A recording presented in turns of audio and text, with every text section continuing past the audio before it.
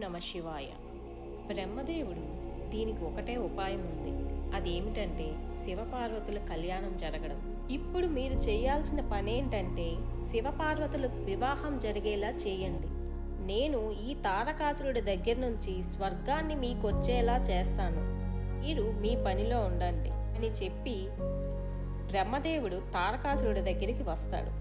వచ్చి, ఈ స్వర్గంలో ఏముంది, భూలోకంలో మహాధైర్యవంతులైన మానవులు ఉంటారు, వారి దగ్గర నీ పరాక్రమం చూపించాలి, కానీ ఈ స్వర్గంలో ఉంటే నీ పరాక్రమం ఎవరికి తెలుస్తుంది అని చెప్తాడు.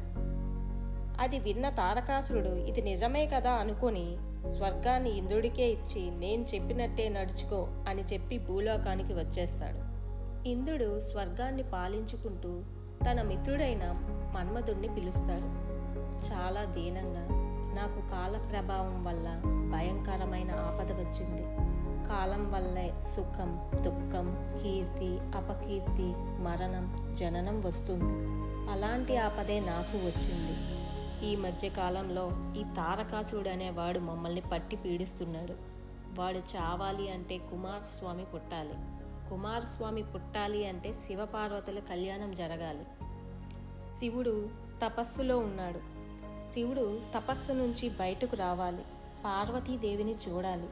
ఇలా జరగాలి అంటే అది నీ వల్లే సాధ్యం, నీవే చేయగలవు. వెంటనే వెళ్ళు, నీ పుష్పబాణం సంధించు, శివుడు మనసు మళ్లించు, శివపార్వతుల కళ్యాణం జరిగేలా చేయు అని మన్మధుడికి చెప్తాడు. మన్మధుడు వెంటనే భూలోకంలో ఉన్న హిమాలయ పర్వతాలకు వెళ్తాడు. ఇక్కడ చల్లటి వాతావరణాన్ని వసంత ఋతువుగా మార్చాలనుకొని తన స్నేహితుడైన వసంతుడిని పిలిచి ఈ వాతావరణాన్ని వసంత ఋతువుగా మార్చేయమంటాడు.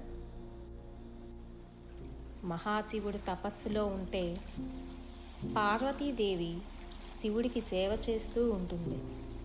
ఇదే మంచి సమయం అనుకున్న మన్మధుడు పూలబాణం ఎక్కుపెట్టి సిద్ధంగా ఉంటాడు.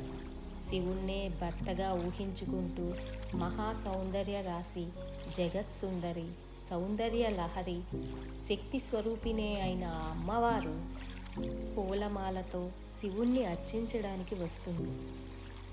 శివుడు ఒక్కసారిగా కనువిప్పి చూడగా ఇదే మంచి సమయం అనుకున్న మన్మధుడు హర్షణం అను బాణాన్ని ప్రయోగిస్తాడు. అప్పుడు శివుడు క్షణకాలం పాటు చలిస్తాడు. మరలా తిరిగి యోగస్థితిలోకి వెళ్ళిపోతాడు. మన్మధుడు మళ్ళీ రెండో బాణమైన శోషణం అను బాణాన్ని శివుడి మీదకు ప్రయోగిస్తాడు. అది ప్రయోగించినప్పుడు శివుడు మోహితుడవుతాడు. అది చూసిన మన్మధుడు గర్వితుడై, నేను బాణం వేస్తే శివుడే కాదు ఎవ్వరైనా మోహితులు అవ్వాల్సిందే అని అనుకుంటాడు. శివుడు వెంటనే నిగ్రహించుకుంటాడు. నిజానికి శివుడికి వ్యామోహం ఏమిటి, వాటికి అతీతుడే అతను. కానీ కావాలనే శివుడు వ్యామోహాన్ని ప్రదర్శించి వెంటనే వైరాగ్యాన్ని ప్రదర్శిస్తాడు. ఏదో ప్రయోగం జరిగింది, ఎవరు అని చూడగా అప్పుడు మన్మధుడు మరో బాణమైన అమోఘాస్త్రాన్ని ఎక్కుపెడతాడు. అప్పుడు అది చూసిన రుద్రుడు రుద్రరూపాన్ని దాల్చి ఆగ్రహంతో శివుడు మూడో కన్ను తెరచి భయంకరమైన అగ్నిజ్వాలలతో మన్మధుడిని భస్మం చేస్తాడు. ఇదంతా చూసిన పార్వతీదేవి మనసు వికరణమైపోతుంది. ఇంతటి గొప్పవాడైన ఈశ్వరుడికి భార్యను కావాలనుకున్నాను. ఈశ్వరుడికి నా సౌందర్యం ఆకర్షించలేదు. సంసారంలో పడబోయి ఆగిపోయాడు.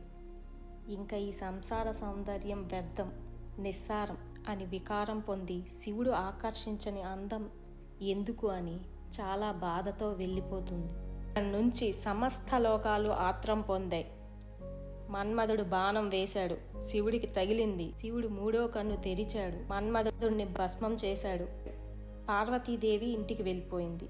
ఇప్పుడు ఈ మన్మథ బాణం పనిచేస్తుందా లేదా, శివుడు అమ్మను వివాహం చేసుకుంటాడా లేదా, లోకాలన్నీ ఏమైపోతాయి, ఏం జరుగుతుంది అన్నది తదుపరి భాగం నెక్స్ట్ వీడియోలో తెలుసుకుందాం.